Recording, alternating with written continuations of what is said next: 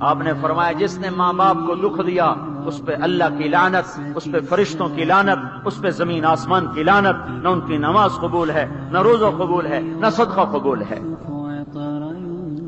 موسیٰ علیہ السلام نے کہا یا اللہ میرا جنت کا ساتھی کون ہے؟ اللہ نے کہا فلاں قصائی۔ قصائی نہ کوئی مجاہد، نہ غازی، نہ شہید، نہ کوئی مفسر ہے، نہ کوئی ولی، نہ ابدال، قصائی۔ موسیٰ علیہ السلام دیکھنے گئے قصائی عام قصائیوں کی طرح، وہ شام کو جب چلا تو تھیلے میں گوشت ڈال کے چل پڑا۔ موسیٰ علیہ السلام کہنے لگے تیرے ساتھ آ سکتا ہوں؟ کہا آ جاؤ۔ پہچانا نہیں اس نے یہ موسیٰ ہیں۔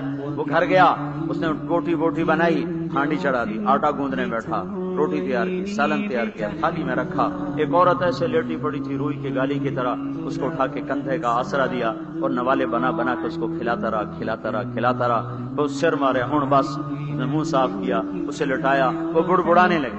موسیٰ علیہ السلام نے فرمایا یہ کون ہے؟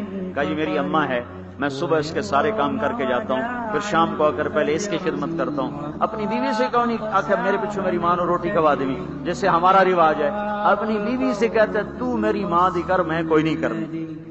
اور سنو میری بیوی کے ذمے میری ماں کی خدمت نہیں ہے، میرے ذمے میری ماں کی خدمت ہے۔ خود کرتے نہیں، بیویوں کو کہتے ہیں اس کے ذمے نہیں، وہ انکار کرتے ہیں، کہتے ہیں نافرمان ہے، گھر میں لڑائی، دنگا فساد۔ پاگل تو نے چھاتی نوچی ہے ماں کی، تیرے ذمے ماں کی خدمت ہے، تیری بیوی کے ذمے نہیں ہے۔ وہ کر دے اس کا احسان ہے، کرنی چاہیے، نیکی ہے، اس کا احسان ہے، نہ کرے تو وہ مجرم نہیں ہے۔ موسیٰ علیہ السلام سے کہنے لگا جی صبح اس کے سارے کام کر کے جاتا ہوں، شام کو آ کے پہلے اس کو روٹی کھلاتا ہوں، پھر اپنے بچوں کو دیکھتا ہوں۔ موسیٰ علیہ السلام نے کہا یہ کچھ کہہ رہی ہے؟ جب اس کو لٹا رہا تھا کہنے لگا جی اماں جو ہوئی پاگل اماں جدوں دی خدمت کرن شروع ہو جاندی اللہ تینوں جنت وچ موسیٰ دا ساتھی بناوے، بھلا میں کتھے تے موسیٰ کتھے۔ جب بھی اس کی خدمت کرتا ہوں شروع ہو جاتی ہے اللہ تجھے جنت میں موسیٰ کا ساتھ دے، بھلا جی میں کہاں، میں کسائی کتھے تے موسیٰ کتھے۔